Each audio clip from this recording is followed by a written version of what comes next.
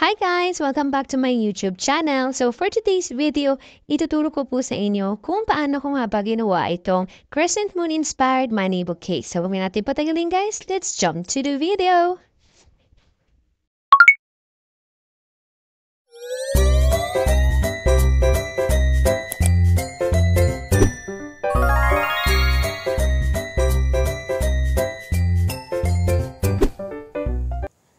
Ayan, so una, nag-cut lang ako ng crescent moon sa karton. At kung mapapansin nyo dito, hindi perfect yung pagkaka-crescent moon nung gawa ko. So, ang tip ko lang sa inyo guys, gumamit kayo ng plate. Yan, i-trace nyo yung gilid ng plate 2 beses para makagawa kayo ng perfect crescent. Katulad ditong ginawa ko guys sa pangalawa kong order. Ayan, kung makikita nyo, perfect na yung pagkaka-crescent niya. Tapos, after nyan, binalutan ko lang siya ng satin ribbon na color pink.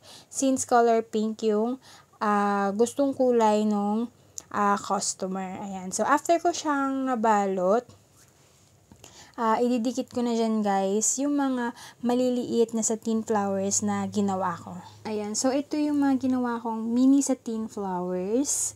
Yung tutorial po niyan guys, papanood nyo sa YouTube channel ni Miss Shane Lee DIY. Ayan. So, meron akong ginawa dito 4 na kulay. Meron tayong pink, Barbie pink, red, at saka cream. Ayan, para magandang tignan. Kasi yung pangit tignan kung isang kulay lang siya. Ayan, so after nyan guys, ididikit na natin siya doon sa crescent moon na ginawa natin. So bago yon, kailangan muna natin siya lagyan ng snow dot gauze. Bakit nga ba natin kailangan ng snow dot gauze? Kasi guys, yan yung magsisilbing pangharang natin doon sa stick na pagdidikitan natin ng crescent moon. So paano nga ba yan ilagay dito sa ating crescent moon? So ganito lang siya guys. Yan. Tutupiin mo lang siya guys sa dalawa. Ayan.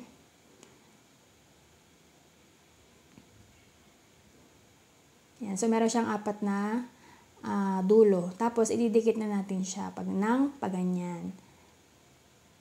Gagamit tayo dito guys ng stick glue para matibay yung pagkakadikit niya.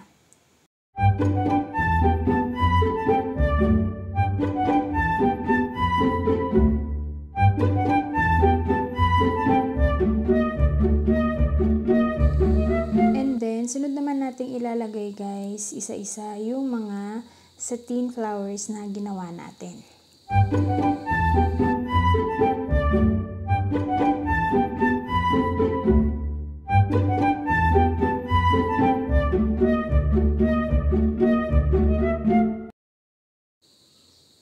And here's the finished product guys. Ayan, so tapos na natin yung ating crescent moon. Ayan. So, kung mapapansin nyo dyan guys, half lang yung nalagyan ko ng bulaklak kasi kinulang na ako sa satin flowers.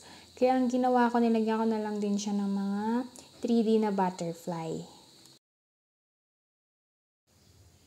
So, next naman natin gagawin guys ay yung pagbabalot ng ating pera. So, meron ako ditong 20 pieces sa tig for 500 pesos. So, suma total guys, nagkakahalaga ng 10,000 pesos yung ating gagawin na money bouquet. Ayan. So, kung mapapansin nyo, binalot ko lang siya sa plastic na merong adhesive para hindi mahulog yung pera. So, after nyan, kumuha rin ako ng 20 pieces na 10 inches na sticks. Ayan. So, bakit 10 inches yung ginamit kong stick? Kasi malaking bouquet po yung gagawin natin since marami yung perang ilalagay natin. So, ang ginawa ko guys, dinikit ko lang siya sa may likod. Yan, bali half lang yung pagkakalagay ko ng stick. Kasi layer by layer yung gagawin natin. So, tinape ko lang siya guys sa taas at saka sa baba. Then, after nyan,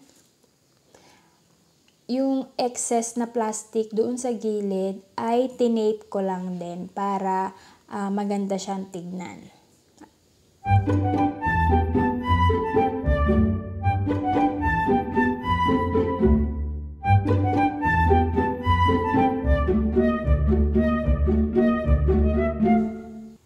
At after ko may ayos yung mga pera, sunod ko namang ginawa ay nilatag ko siya isa-isa sa mesa para malaman ko kung paano ko ba siya itutusok doon sa ating flour foam.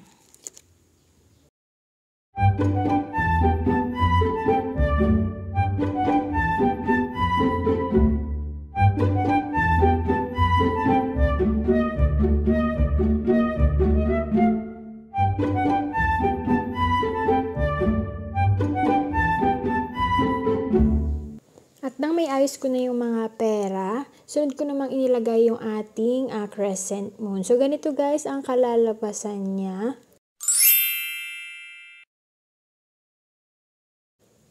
At nang masatisfied ako sa naging kinalabasan niya, ay sinimulan ko na rin itong itusok sa flour foam. So, kung mapapansin nyo dyan guys, yung flour foam ay binalutan ko lang din ng karton para yung karton, yun yung magiging silbing hawakan ng ating bouquet. So, bago yan, bago ko siya tinusok, nilagyan ko muna siya ng mga marka. Ayan, para pantay-pantay yung pagkakatusok ko doon sa flour foam.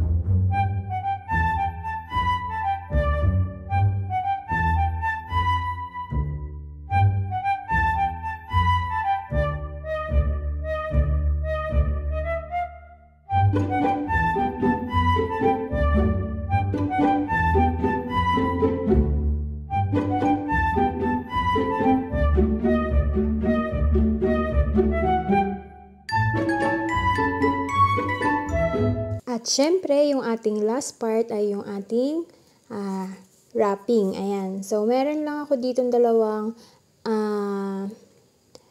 flower wrapper na ginamit. Isang gold at saka isang pink since yun yung request ng ating customer.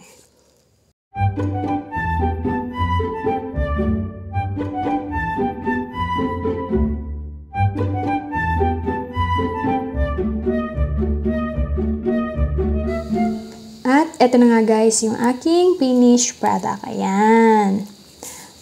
So, kung makikita nyo dyan guys, nilagyan ko na rin siya ng ilaw. Ayan. So, para mas maganda siyang tignan. And, na-deliver natin siya ng satisfied ang ating customer. So, that's it. Sana nagustuhan nyo itong aking video tutorial. So, if you haven't subscribed yet to my YouTube channel, please don't forget to like, share, subscribe, and hit the notification bell para updated po kayo sa mga susunod ko pang mga videos. So, see you guys in my next vlog. Bye!